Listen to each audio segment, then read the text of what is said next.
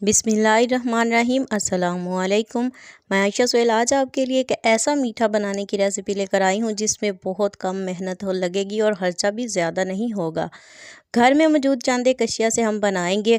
ऊपर से बिल्कुल कुरकुरे और क्रिस्पी और अंदर से एकदम खस्ता और मज़ेदार डिलीशियस से फेमस गुजराती मीठी मठरी बनाने की रेसिपी लेकर आई हूँ। बहुत ही ज़्यादा त्योहारों वगैरह पर बनाई जाती है। हम घर में इस्तेमाल होने वाली चीज़ों से इसे बनाएंगे। तो चलते हैं, बिना टाइम ज़ाया किए रेसिपी को स्टार्ट करते हैं। जैसे मैंने कहा कि घर में इस्तेमाल होने वाली, तो यहाँ पे मैंने गंदम का आटा लिया है। मेरे पास हाफ़ वाला कप है तो ये मैं 4 भरकर डाल लूँगी। अगर आपके पास बड़ा कप है तो आपने जिस 2 कप ही जो है वो आटा डालना है। आटा डालने के बाद हम इसमें के अंदर शामिल करेंगे 1 कप पिसी हुई चीनी। मेरे पास पिसी हुई नहीं थी तो मैंने इसे थोड़ा सा जो है वो ग्राइंड कर लिया, तो इसके अंदर शामिल करेंगे। और साथ ही इसके अंदर जाएगा 1 चम्मच भरकर सौंफ का। इससे बहुत ही अच्छी खुशबू और टेस्ट आएगा।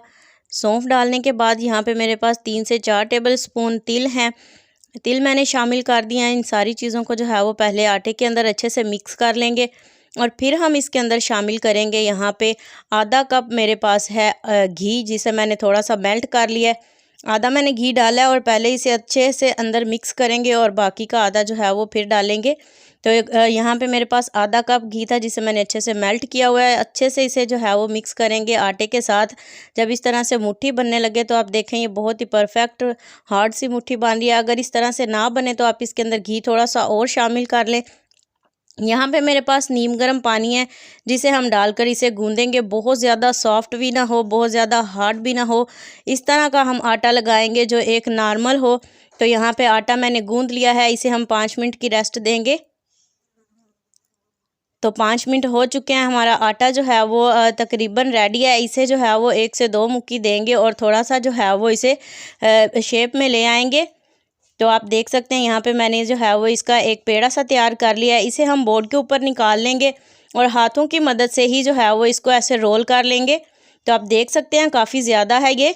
इसको हम 3 पोर्शंस में डिवाइड कर लेंगे और बाकी के 2 पोर्शंस जो हैं वो हम बाद में बनाएंगे। पहले हम ये दरमियान वाला एक पीस ले लेते हैं। इसे भी जो है वो आपने इस तरह से रोल कर लेना है। तो बहुत ज़्यादा पतला भी ना हो और बहुत ज़्यादा मोटा भी ना हो, थोड़ा सा इसे हल्का सा चिपटा करेंगे और अब हम इसकी कटिंग करेंगे। तो ये देखें बिल्कुल ईजी है। दरमियान शुरू से मैंने थोड़ा सा उतार दिया और बाकी की जो है वो हम इस तरह से थोड़ी सी तिरछी सी रख कर इसकी कटिंग कर लेंगे। तो यहाँ पे मैंने सारी इसकी कटिंग कर ली है। मैं आपको दिखाती हूँ इसे शेप में कैसे लेकर आना है। इस तरह से एक पीस उठाएंगे और हाथ के ऊपर रख कर फिंगर की मदद से जो है वो इसे हल्का सा जो है वो दोनों कोने इसके दबाएंगे और दरमियान में से रख कर हल्का सा प्रेस करेंगे। तो देखें इसकी शेप बन जाएगी बहुत प्यारी सी। इसी तरह से जो है वो हम सारे बनाकर तैयार कर लेंगे। ये मज़ीद एक मैं आपको दिखा रही हूँ। ये देखें बिल्कुल फिंगर की मदद से जो है वो हल्का सा प्रेस करना है और फिंगर की मदद से ही इसके कोने बनाने हैं। सारे मैंने बनाकर रेडी कर लिया। अब इन्हें फ्राई करने की बारी है। फ्राई करने के लिए मैंने घी जो है वो बहुत ज़्यादा गर्म नहीं किया, बिल्कुल ठंडे घी में मैंने इन्हें डाला है और ये हल्का हल्का जैसे इसका टेम्परेचर हाई होता जाएगा तो ये अंदर बबल्स बनते जाएंगे और ये अच्छे से फ्राई हो जाएंगे ताकि ये अंदर तक क्रिस्पी और कुरकुरे बने। तो आप देख सकते हैं यहाँ पे जो है वो इनका प्यारा सा कलर आना शुरू हो गया है। अभी भी जो है वो हम 1 से 2 मिनट इन्हें ऐसे ही घी के अंदर फ्राई होने देंगे।